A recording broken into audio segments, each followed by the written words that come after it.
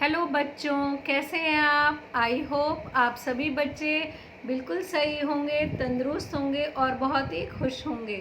तो बच्चों, आज मैं आपको कक्षा 6 अमूली हिंदी व्याकरण से अविकारी उसका थर्ड पार्ट कराने जा रही हूँ, विस्मय आदि बोधक। पाठ शुरू कराने से पहले मैं कहना चाहूँगी, जो बच्चे नए पहली बार इस लिंक के साथ जुड़े हैं, प्लीज़ वो इस चैनल को लाइक करें, शेयर करें और सब्सक्राइब करें, जिससे समय समय पर आपको हिंदी विषय संबंधी आवश्यक जानकारियाँ मिलती रहें। तो बच्चों, शुरू करते हैं अविकारी और टॉपिक है विस्मय आदि बोधक।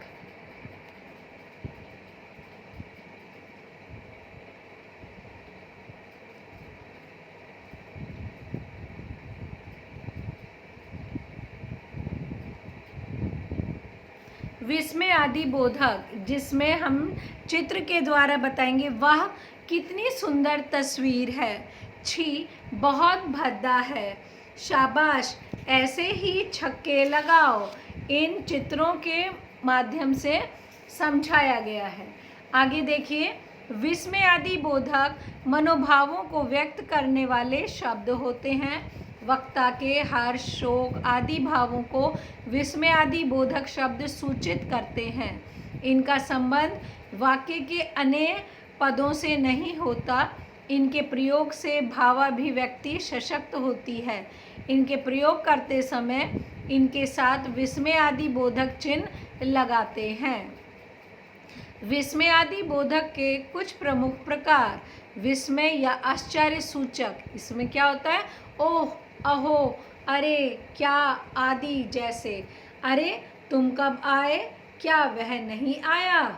अगला पॉइंट, हर्ष या उल्लास सूचक, वाह, बढ़िया, अच्छे, बहुत अच्छे, खूब आदि जैसे शब्द। वाह क्या खाना बनाया है, बढ़िया, ऐसे ही काम करते रहो।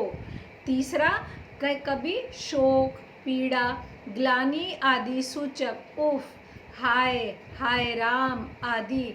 उफ बहुत गर्मी है, हाय मैं मर गया। चौथा, घृणा या तिरस्कार सूचक, छी छी, धिक, हट आदि जैसे। छी छी कितनी बदबू है यहाँ, हट मुझसे बात मत कर। पांचवा, चेतावनी सूचक, बच के, सावधान, होशियार, जैसे बच के ध्यान से जाओ, होशियार गली गली में चोर है। एक बार फिर से, मनोभावों को व्यक्त करने वाले शब्द विस्मय आदि बोधक कहलाते हैं। विस्मय आदि बोधक वक्ता के हर्ष, शोक, प्रशंसा, विस्मय, घृणा, चेतावनी, संबोधन आदि भावों को व्यक्त करते हैं। आई होप आपको विस्मय आदि बोधक अच्छे से समझ में आया होगा। नेक्स्ट टॉपिक हम लेते हैं निपात। ये ऐसे शब्द हैं जिन्हें वाक्य में कहीं भी प्रयोग किया जा सकता है। निपात का अर्थ ही कहीं भी प्रयोग करें, इससे वाक्य पर विशेष बल पड़ता है। जैसे राघव ने ही कविता याद की है, राघव ने कविता ही याद की है। दोनों वाक्य आप फिर से सुने, राघव ने ही कविता याद की है। अगला, राघव ने कविता ही याद की है। अलग स्थान पर ही के प्रयोग से अलग स्थान पर बल पड़ता है। ही एक शब्द है, पर ये पहले जहाँ लगा और बाद में लगा, उससे उस वस्तु के बल पर प्रभाव पड़ा। अलग स्थान पर ही के प्रयोग से अलग स्थान पर बल पड़ता है। पहले वाक्य में राघव ने कविता याद की, किसी अन्य ने नहीं की, और जबकि दूसरे वाक्य का अर्थ है राघव ने कविता याद की है, अन्य कुछ नहीं। यानी अगले वाक्य से पता चलता है कि राघव ने सिर्फ कविता ही याद करी है और कुछ याद नहीं करा। तुम भी यह पुस्तक पढ़ लेना, किसी अन्य ने भी पढ़ी और तुम भी पढ़ना।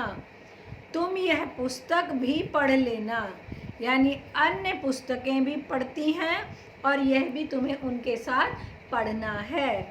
अतः हम कह सकते हैं कि जो शब्द किसी शब्द के बाद लगकर बल देने का कार्य करते हैं वह निपात कहलाता है।